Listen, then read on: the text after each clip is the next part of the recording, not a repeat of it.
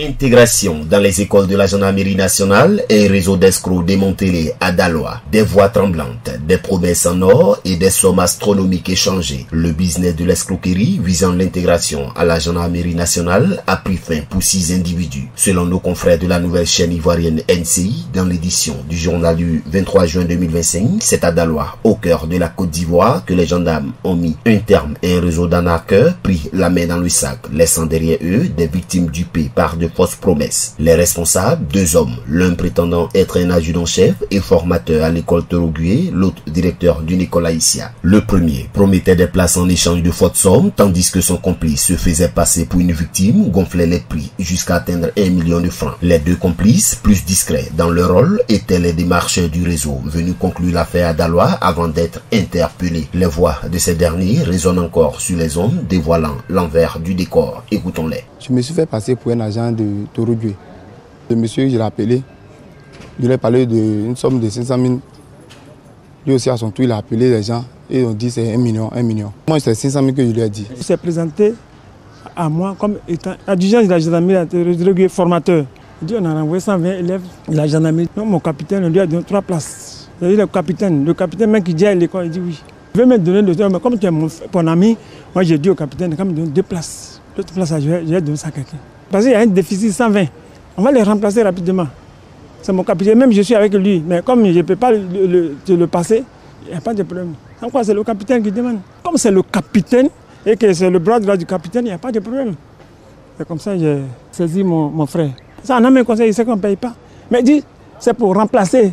Il a vu le frère lui a trouvé des gens. Le jour de leur arrestation, leurs 2 complices présentés comme les démarcheurs du réseau tentent de se justifier. J'étais au travail à la zone industrielle et c'est comme ça ma tante m'a appelé pour me demander si j'étais intéressé par le concours de la gendarmerie. Je lui ai dit oui, effectivement que je suis intéressé par le concours de la gendarmerie puisque cette année j'ai fait le concours de la police, section officier, mais ça n'a pas marché. Arrivé un moment, ils ont échangé là-bas, mon papa m'a rappelé pour me demander que mais ça a dépassé l'âge, puisqu'on dit l'âge c'est à 25 ans. Il a dit effectivement que ça peut passer. Et il a dit que quand il vient en même temps pour la formation. C'est-à-dire dès qu'il vient, il ne retourne plus. C'est-à-dire qu'on fait la finalité, l'inscription, tout. Et puis il rentre à l'école. Raison pour laquelle mon frère lui-même, il était venu préparer. Face à cette situation alarmante, le colonel Roger Kwaku Konobli, porte-parole de la gendarmerie nationale, monte au créneau. Il appelle la population à la vigilance, leur demandant de dénoncer sans hésitation toute tentative d'escroquerie. Écoutons le colonel Roger Kwaku Konobli.